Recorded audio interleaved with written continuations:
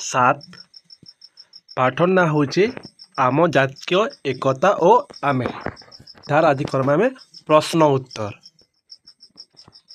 पाठर प्रश्न उत्तर हूँ एक नंबर कहे कोठरी खाली स्थान पूरण कर जिन खाली जगह अच्छे ताके भर बोलती कहे ई साइड ने देती राज्य नाम ई साइड ने देती भाषा जेनता ओडिशा ने ओडिया भाषा आंध्र प्रदेश ने तेलुगु पश्चिम बंग ने बंगला तमिलनाडु ने तमिल कर्नाटक कनाडा उत्तर प्रदेश हिंदी। दुई नंबर कहे खाली स्थान के पूर्ण कर जिन खाली जगह जिन अच्छी तीन लेख कहे हिंदू मंदिर गीता हिंदू मैंने कहीं मंदिर है गीता के पढ़सन बौद्ध माने बौद्ध विहार और पढ़वाटा त्रिपिटक मुसलमान माने मस्जिद देसन पढ़सन कुरान ख्रीस्टान माने गिरजा आ बाइबल पढ़सन सिख में जैसन गुरुद्वार पढ़सन ग्रंथ साहिब बौद्ध पढ़सन बौद्ध विहार त्रिपिटक के जैसन से पढ़सन। नंबर 3 कहे निम्नलिखित वाक्य मध्य जोटी ठीक तले कोठरी रे राइट दियो कहे फास्ट आम समस्त पोशाक एका भली नहीं सबकर अलग अलग। देश उन्नतिर मूल मंत्र हो जातीय एकता राइट आमे विभिन्नता मध्य एकता रक्षा करूँ ठीक मिलमिशी काम कले कम काम हेब नहीं ठीक। 4 नंबर हूँ गोटे बा दुईटी वाक्य निम्नलिखित प्रश्न उत्तर दिया कही जातीय एकतार अर्थ कौन उत्तर हूँ चालीचलन भाषा धर्म खाद्य पोषक और वेशभूमि विभिन्न हेले मध्य आमे समस्त मिलमिशी चलू समस्त सुख दुख भाग नेऊ पर्वपर्वाणी को एकाठी पालू अन्यर विपद बेले साहाय्य करूँ आमे निजक गोटे मार पुओ झील बोली मने करूँ एते भिन्नता थाई मध्य आमे समस्त देश और विदेश रे आमको भारतीय बोली परिचय देऊ यही हूँ आमर जातीय एकता। ख हूँ मिलिमिशी काम न कले देशर की क्षति हेब मिलिमिशी न चलिले आम भारत रे कली कजिया लागिब गंडगोल सृष्टि हेब फल बाहर शत्रु माने देश को आक्रमण करने को सुजोग पाइबे आक्रमण मुकाबिला पाई सरकार अर्थ समय व्यय हेब फल देशर प्रगति बाधा सृष्टि हेबा। ग हूँ देशर उन्नति पाए कौन करने को दरकार देशर उन्नति पाए आमको शिक्षा कृषि शिल्प स्वास्थ्य आदि क्षेत्र उन्नति करने पड़ो सभी सुखरे निरामय जीवन बिताइले देशर उन्नति हेबा। 7 नंबर पाठ 2 पाठ में 2 नंबर भाग जेमती है आम देशर संबल परिवेश और आदिवासी जीवन धारा विविधता और निर्भरशीला यहाँ दिन अच्छे 7 नंबर ने एमती भाग 1 भाग 2 भाग 3 एमती हिसाब से देइछि इटा भाग 2 नंबर तार प्रश्न कर्मु ये पार्ट ने गोटे देइछि देख बईटा तुम राज्यर अन्य राज्य को कौन कौन जिस जगह अच्छी तेल लेख बोलছে कोयला आलुमिनियम विद्युत शक्ति काठ बक्साइड और क्रोमा यहाँ गोटे खनिज पदार्थ जेना लुआ थान पठ। नेक्स्ट प्रश्न अच्छे तुम्हें आम राज्य देखि केतेक दर्शन स्थान लेख से गुड़िक केउ जिले अवस्थित ताहा तले लेख बोलছে दर्शनीय स्थान नाम है कोणार्क सूर्य मंदिर जगन्नाथ श्रीमंदिर शिमिलीपाल जैव मंडल जिला पुरी और मयूरभंज। नेक्स्ट प्रश्न अच्छे तुम पड़ोशी बा बंधु बांधव मानक मध्यरु क्यों माने विभिन्न स्थान को भ्रमण करने को जाती से कौन देखी तालिका कर बोलছে जेनता पारादीप ने कहना अच्छे बंदर जहाज अच्छी पुरी ने श्री जगन्नाथ मंदिर समुद्र कूल विभिन्न मठ मंदिर कोणार्क ने कहना अच्छे सूर्य मंदिर चित्रित होइथिबा सूक्ष्म कारुकार्य शिमिलीपाल ने होचे बाघ्र अभयारण्य डुडुमा ओ घागरा होचे जलपात्र ଅଟ୍ରି ଓ ଦେଉଳଝରି ରହୁଛେ ଉଷ୍ଣ ଶ୍ରବଣ। ଏବେ ଆସିଲା ପାଠର ପ୍ରଶ୍ନ ଉତ୍ତର। କହିଛି ତଳେ ଯାଇଥିବା ଶ୍ରେଣୀରେ ରାଜ୍ୟମାନଙ୍କୁ ମୁଖ୍ୟ ଫସଲ ଲେଖ। ମୁଖ୍ୟ ଫସଲ ପଞ୍ଜାବର ମୁଖ୍ୟ ହେଉଛି ଗହମ, ଆନ୍ଧ୍ରପ୍ରଦେଶର ମୁଖ୍ୟ ହେଉଛି କଦଳୀ, ଆସାମରେ ହେଉଛି ଧାନ ଚା, ଓଡ଼ିଶାରେ ମେନ୍ ହେଉଛି ଧାନ। এটা ସବୁ ହେଲା ମୁଖ୍ୟ ଫସଲ, ହେଲେ ମେନ୍ ଅଧିକ ଇ ଫସଲ କରସନ୍। 2 ନମ୍ବର ହେଉଛି ଆମ ରାଜ୍ୟ ଅନ୍ୟ ରାଜ୍ୟକୁ କି ସମ୍ବଳ ଯୋଗାଏ? ଆମ ରାଜ୍ୟ ଅନ୍ୟ ରାଜ୍ୟକୁ କୋଇଲା ଦେଶୀ, ଲୁହା ପଥର, କାଠ, ଆଲୁମିନିୟମ, ବିଦ୍ୟୁତ ଶକ୍ତି ଆଦି ସମ୍ବଳ ଯୋଗାଏ। ଏସବୁ ସବୁଗୁଡ଼ିକ ସମ୍ବଳ, ଏଇଟା ବର୍ତ୍ତମାନ ସମ୍ବଳ। ଖ ହେଉଛି ଆମ ରାଜ୍ୟରେ କମ୍ ଉତ୍ପାଦିତ ଖାଦ୍ୟଶସ୍ୟର ଭରଣା କିପରି ହୁଏ? ଭରଣା କେନ୍ତା ତାକୁ ଭରସୁଁ। ଆମ ରାଜ୍ୟରେ କମ୍ ଉତ୍ପାଦିତ ଖାଦ୍ୟଶସ୍ୟର ଭରଣା କରିବା ପାଇଁ ସେହି ଖାଦ୍ୟଶସ୍ୟ ଅଧିକ ଉତ୍ପନ୍ନ ହେଉଥିବା ରାଜ୍ୟରୁ ଆମଦାନୀ ବେଲେ ଆଣାଯିସି। ଦେଖ ଓଡ଼ିଶାରେ ନେଇନେ ବେଲେ ଓଡ଼ିଶା ଆଉ ଗୋଟେ ରାଜ୍ୟକେ ମାଙ୍ଗବା ଆମର ଖାଦ୍ୟ ସରିଗଲା ଆମକେ ଦିଅ ବୋଲି। ଯେମିତି ହେଲା ଗହମ ଆମେ ପଞ୍ଜାବରୁ ଆଣିଥାଉ, ଅଙ୍ଗୁର ସେଓ କମଳା ପାଇଁ କାଶ୍ମୀର, ଆଲୁ ପଶ୍ଚିମବଙ୍ଗରୁ, କଦଳୀ ଆନ୍ଧ୍ରପ୍ରଦେଶରୁ ଆଣିଥାଉ।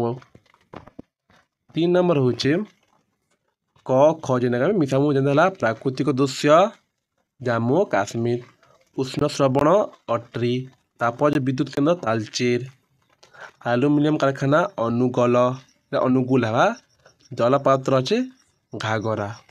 ଆର୍ ଅଧିକ ଜାନବାର୍ ଲାଗି ଆର୍ ତୁମ ପାଇଁ କାମ ସବୁ ଜାନବାର୍ ଲାଗି ଆମର ୱେବସାଇଟ୍ ଅଛି www ଏମିତି ଗୁଗଲ ଲେଖବ www ଦେବ ଲେଖବ ରାଜ buks.in ଲେଖବ ଯେ ସବୁ ଆସବା। ଆଉ ତୁମେ ତୁମ ପାଇଁ କାମ କରିପାରବ। ଯେମିତି ଏ ସବୁ ଦେଇଛେ ଆର୍ ପରୀକ୍ଷା ଉପଯୋଗୀ ବି ସେଥିରେ ଅଛି। ଅଛି ଆମ ସଂସ୍କୃତି ଯେନ୍ଟାକି ଏଇଟା ନାଚ ଗୀତ ସିନେମା ଉପରେ ଏଇଟା ପାଠ ଅଛି। ବହିରେ ଗୋଟେ ପ୍ରଶ୍ନ ହେଇଛି କହିଛି ମଣିଷ ଆନନ୍ଦ ଲାଭ କରିବା ନିମନ୍ତେ ବିଭିନ୍ନ ସମୟରେ ଆମୋଦ ପ୍ରମୋଦ କାର୍ଯ୍ୟକ୍ରମ କରେ। ଯେମିତି ନାଟକ, ଭିଡ଼ିଓ ଗେମ୍ ଖେଳିବା, ସିନେମା, ବିଭିନ୍ନ କ୍ରୀଡ଼ା ଆୟୋଜନ, କଣ୍ଢେଇ ନାଚ, ଘୋଡ଼ା ନାଚ, ଟିଭି ଦେଖିବା, ଗୁଡ଼ି ଉଡ଼ାଇବା, ଏସବୁ ହେଲା ବିଭିନ୍ନ କାମ କାର୍ଯ୍ୟ। ଆଉ କହିଛି ସଙ୍ଗୀତ କଲା ଭାସ୍କର୍ଯ୍ୟ ଆମ ଦେଶର ସଂସ୍କୃତିକୁ ସମୃଦ୍ଧ କରିଅଛି। ତାର ଆମେ ପ୍ରଶ୍ନଟା କର୍ମୁ। ବହିର ପ୍ରଶ୍ନ ହେଉଛି 1 ନମ୍ବର ଆସ ଖାଲି ଗ୍ରହଣকে ପୂରଣ କରିବା। ଏ ସାଇଡ଼ରେ ଦେଇଛି ରାଜ୍ୟ ନାମ, ଏ ସାଇଡ଼୍ ଦେଇଛି ନୃତ୍ୟ ନାମ। ବୋଲେ କେଉଁ ରାଜ୍ୟରେ କେଉଁ ନୃତ୍ୟ ଅଧିକ ଖୁବ୍ ଫେମସ୍ ଅଛି। ଯେନ୍ କହିଛି ଆନ୍ଧ୍ରପ୍ରଦେଶ ନେ କୁଚୁପୁଡ଼ି, ଗୁଜୁରାଟ ନେ ହେଉଛି ଗରବା, ତାମିଲନାଡ଼ୁରେ ହେଉଛି ଭାରତନାଟ୍ୟମ, ମଣିପୁରମ ମଣିପୁରୀ, ଓଡ଼ିଶା ହେଉଛି ଛଉ ନୃତ୍ୟ, ସମ୍ବଲପୁରୀ ବିଭାଗ ଓଡ଼ିଶୀ ବି ଡାନ୍ସ ଅଛି। ରାଜସ୍ଥାନରେ ଅଛି ଘୁମୁରା, ଉତ୍ତରପ୍ରଦେଶରେ ହେଉଛି କଥକ, ପଞ୍ଜାବରେ ହେଉଛି ଭାଙ୍ଗଡ଼ା ଆରୁ ଓଡ଼ିଶାରେ ହେଉଛି ଓଡ଼ିଶୀ। 2ଟା ଦେଇଛି। 2 ନମ୍ବର ହେଉଛି ନିମ୍ନଲିଖିତ ପ୍ରାଚୀନ କୀର୍ତ୍ତିପାକ ସ୍ଥାନ ନାମ ଲେଖା ହୋଇଛି। ଯେମିତି ଏଲୋରା ଗୁମ୍ଫା କେନ୍ ଜାଗା ଯେନ୍ତା ଦେଇଛି ଜଗନ୍ନାଥ ମନ୍ଦିର ପୁରୀ ନ ଅଛି। ଏମିତି ଏଲୋରା ଗୁମ୍ଫା ମହାରାଷ୍ଟ୍ର, କୁତୁବ ମିନାର ଦିଲ୍ଲୀ, ତାଜମହଲ ଏଇଟା ବି ଦିଲ୍ଲୀ ନ ଅଛି, ବୌଦ୍ଧ ବିହାର ରତ୍ନଗିରି, ଅଶୋକ ସ୍ତମ୍ଭ ଉତ୍ତରପ୍ରଦେଶ, ମୀନାକ୍ଷୀ ମନ୍ଦିର ମଦୁରାଇ ନ ଅଛି। 3 ନମ୍ବର ହେଉଛି କ ଆରୁ ଖ ସ୍ତମ୍ଭକେ ଯୋଡ଼ା ବୋଲছে। ଯେନ୍ତା ବୈଶାଖୀ ପଞ୍ଜାବ ନେ, ପୋଙ୍ଗଲ ହେସି ତାମିଲନାଡ଼ୁ, ଆନ୍ଧ୍ର, ବିହୁ ଅଛି ଆସାମ। ଏ ସବୁ ଫେମସ୍ ସବୁ ପର୍ବମାନଙ୍କ ନାଁ ଦେଇଛେ। ଯେନ୍ତା ରଥଯାତ୍ରା ହେସି ଓଡ଼ିଶା ନେ, ଦୁର୍ଗା ପୂଜା ହେସି ପଶ୍ଚିମବଙ୍ଗ ନେ। ଫେମସ୍ ପର୍ବ ଆଉ କେନ୍ ରାଜ୍ୟ ଅଧିକ ସେଇଟା ଦେଇଛେ। 4 ନମ୍ବର ହେଉଛି ଆମ ଜାତୀୟ ସଂସ୍କୃତିକୁ ସମୃଦ୍ଧ କରୁଥିବା ଉପାଦାନ ଗୁଡ଼ିକ ନାମ ଲେଖା ବୋଲছে। ଯେନ୍ତା ହେଲା ଜାତୀୟ ସଂସ୍କୃତିକୁ ସମୃଦ୍ଧ କରୁଥିବା ଉପାଦାନ ଯେନ୍ତା ନିର୍ମାଣ କଲା, ନୃତ୍ୟ କଲା, ଚିତ୍ରକଲା, ପର୍ବପର୍ବାଣୀ, ସଙ୍ଗୀତ ଆରୁ ସାହିତ୍ୟ। ନେକ୍ସଟ ଭାଗ ହେଉଛି ଆମ ଜାତୀୟ ସଙ୍ଗୀତ।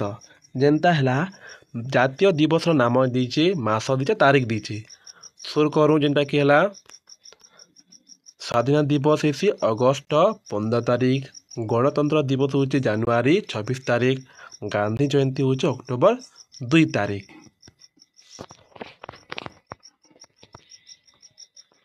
କହିते ଜାତୀୟ ପତାକାକୁ ଆମେ କି ବାର୍ତ୍ତା ଦିଏ ଯେନ୍ତା ଉପର ଭାଗ ହଉଛେ ନାରଙ୍ଗୀ ବୀରତ୍ୱର ତ୍ୟାଗଟା ଦଉଛେ ମଝି ଭାଗ ହଉଛେ ଧଲା ଯେ ସତ୍ୟ ଶାନ୍ତି ଆରୁ ପବିତ୍ରତା ଦେତି ତଲ ଭାଗ ହଉଛେ ସବୁଜ ସମୃଦ୍ଧି ଶ୍ରମର ବିଶ୍ୱାସର ପ୍ରତୀକ ଦେସି ଚକ୍ର ହେଲା ଗାଢ଼ ନୀଳ ନ୍ୟାୟ ଧର୍ମ ଆରୁ ପ୍ରଗତିର ଆମକେ ସେ ଦେଖା ସୂଚିତ କରସି ଜାତୀୟ ପତାକା। ପାଠର ପ୍ରଶ୍ନ ହଉଛି ତୁମ ବିଦ୍ୟାଳୟରେ ପାଳିତ ହେଉଥିବା ଜାତୀୟ ପର୍ବ ନାମ କେତେ ଲେଖ ବୋଲଛି ଯେମିତି ହେଲା ସ୍ୱାଧୀନତା ଦିବସ ଗଣତନ୍ତ୍ର ଦିବସ ଗାନ୍ଧୀ ଜୟନ୍ତୀ ଏମିତି ଆର୍ ଖୁବ୍ ଅଛି ଯେ ଆମେ ତିନି ଦିନ ଦେଖଲା ନା।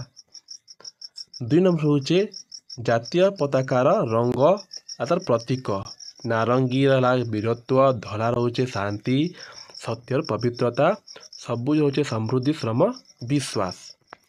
3 ନମ୍ବର ପ୍ରଶ୍ନ ହଉଛି ଖସ୍ତମ୍ଭ ଜାତୀୟ ପକ୍ଷୀ ମୟୂର ଜାତୀୟ ଫୁଲ ପଦ୍ମ ଜାତୀୟ ପଶୁ ବାଘ। 4 ନମ୍ବର କହୁଛି ଯେ ସତ୍ୟମେବ ଜୟତର ଅର୍ଥ କ'ଣ ଯେନ୍ତା ସତ୍ୟର ଜୟ ହେଉ ଜାତୀୟ ସଙ୍ଗୀତ କେତେ ସମୟ ମଧ୍ୟରେ ଜ୍ଞାନ କରାଯାଏ 15-52 ସେକେଣ୍ଡରେ। ଗ ନମ୍ବର ହଉଛି ଅଶୋକ ଚକ୍ର ଆମକୁ କେଉଁ ବାର୍ତ୍ତା ଦିଏ ନ୍ୟାୟ ଧର୍ମରୁ ପ୍ରଗତି କିଏ ଜାତୀୟ ସଙ୍ଗୀତ ରଚନା କରିଥିଲେ ରବୀନ୍ଦ୍ରନାଥ ଠାକୁର ଜାତୀୟ ପତାକା ଦୈର୍ଘ୍ୟ ପ୍ରସ୍ଥ କେତେ ଗୁଣ 1.5 ଗୁଣ ଆମ ଜାତୀୟ ଫୁଲ ନାମ କ'ଣ ପଦ୍ମ। 5 ନମ୍ବର ହଉଛି କେଉଁମାନଙ୍କୁ ଗାଡ଼ିରେ ଜାତୀୟ ପତାକା ଲାଗିଥାଏ ତିରଙ୍ଗା ରାଷ୍ଟ୍ରପତି ଉପରାଷ୍ଟ୍ରପତି ରାଜ୍ୟପାଳ ରାଷ୍ଟ୍ରଦୂତ ପ୍ରଧାନମନ୍ତ୍ରୀ ମୁଖ୍ୟମନ୍ତ୍ରୀ କ୍ୟାବିନେଟ୍ ମନ୍ତ୍ରୀଙ୍କ ଗାଡ଼ିରେ ଜାତୀୟ ପତାକା ଉଡ଼ା ଯାଇଥାଏ। ହଉଛି ଜାତୀୟ ସଙ୍ଗୀତ ଗାଇବା ସମୟରେ ଆମ ମନରେ କି ଭାବ ଆସେ ଜାତୀୟ ସଙ୍ଗୀତ ଗାଇଲା ବେଳେ ଆମ ଭିତରେ ଏକତା ସଦ୍ଭାବ ଆସେ ଜାତି ଧର୍ମ ବର୍ଣ୍ଣ ନିର୍ବିଶେଷ ଆମେ ସମସ୍ତେ ଭାରତୀୟ ଏହି ଧାରଣା ଆମେ ମନରେ ଦୃଢ଼ ହୁଏ। ଗ ହେଉଛି କେଉଁ ସମୟରେ ଜାତୀୟ ପତାକାକୁ ଅର୍ଦ୍ଧନମିତ କରି ଉଡ଼ାଯାଏ ଜାତୀୟ ପତାକାକୁ କେବଳ ଶୋକ ଦିବସ ପାଳନ ଅବସରରେ ଶୋକ ବେଳେ କିଏ ମରିଗଲେ ଆକ୍ସିଡେଣ୍ଟ ହେଲେ ଅର୍ଦ୍ଧନମିତ କରି ଉଡ଼ାଯାଏ କି କେଉଁ ସୈନ୍ୟର ମରିଗଲେ। ତଲେ ପରୀକ୍ଷା ଉପଯୋଗୀର ପ୍ରଶ୍ନ ଖୁବ୍ ଅଛେ ଆମ ୱେବସାଇଟ୍ ଯାଇକରି ଦେଖିପାରବ।